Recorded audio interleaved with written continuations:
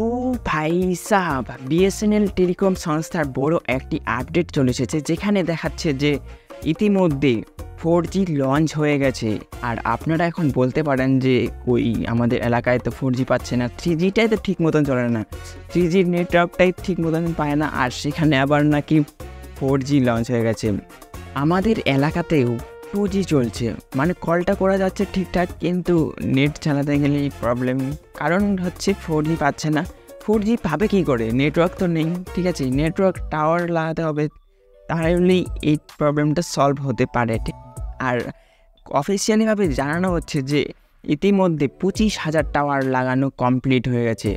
দক্ষিণ ভারতে জোর কদমে নেটওয়ার্কের কাজ চলছে। বিএসএনএল বলে দিয়েছে যে অক্টোবরের মধ্যেই 80,000 টাওয়ার লাগাতে হবে, করতে হবে 100%। এটার থেকে আমরা জানতে পারছি। আর টুইটারে আমরা এই নিউজটা আমরা পেয়েছি যে একটি ফোন দেখাচ্ছে, যেখানে দেখাচ্ছে যে বিএসএনএলের সিম লাগানো হয়েছে, আর সেই সিমটি 4G নেটওয়ার্কে চলছে। ঠিক আছে, এটা খুবই একটা ভালো দিক।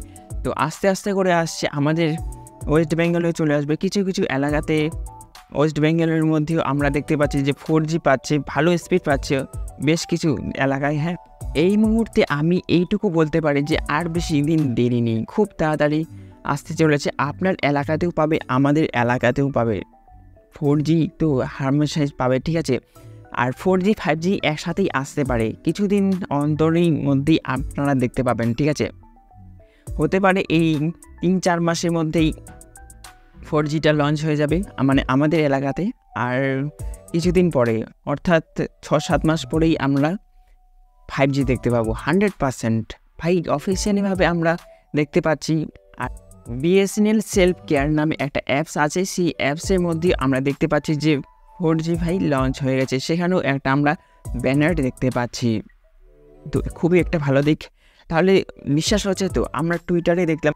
আর যেসব এলাকাতে 2G 3G কিছুই পায় না, তাদের একটু দেরি হতে পারে, কারণ সেখানে নেটওয়ার্ক চাই, তার জন্য অনেকগুলি টাওয়ার বসাতে হবে। টাওয়ার বলতে, যদি আপনাদের এলাকার আশেপাশে 2টি কিংবা 3টি যদি টাওয়ার থাকে, তাহলে ভাই ফাটাফাটি।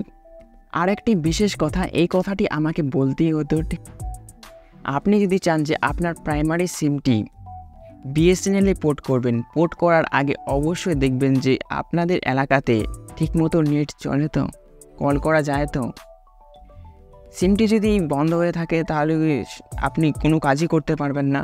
নেটওয়ার্ক যদি না থাকে, শুধু আপনার সিমটা পড়ে থাকবে, বাস, আর কিছুই না। ঠিক আছে, রিচার্জের দাম কম বলে আপনি সেই সিমটিকে বিএসএনএল করে নিলেন, আর বিএসএনএলের নেটওয়ার্কে যদি না পায়, তাহলে আপনি যে 100 টাকা বা 150 টাকা দিয়ে রিচার্জ করছেন, সেটাও জ্বলে চলে যাবে, কারণ আপনি তো ব্যবহারই করতে পারছেন না।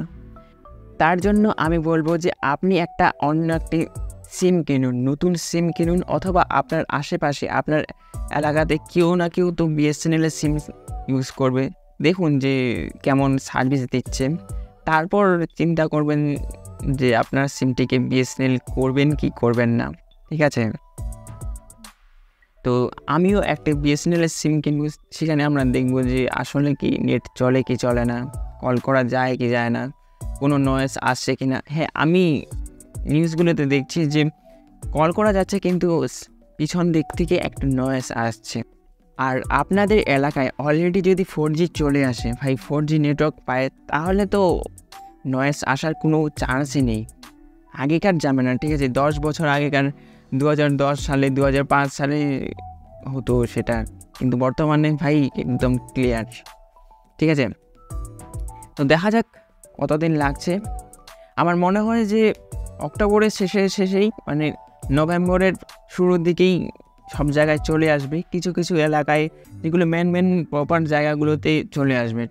প্রথমে শহরের দিকে কাজ শুরু হবে, তারপরে আস্তে আস্তে গ্রামের দিকে কাজ শুরু হবে। নেটওয়ার্কে যেসব সমস্যা ছিল, সেগুলোর প্রত্যেকটি প্রবলেম সলভ হতেই থাকবে। তো এইটুকুই আজকের আপডেট ছিল।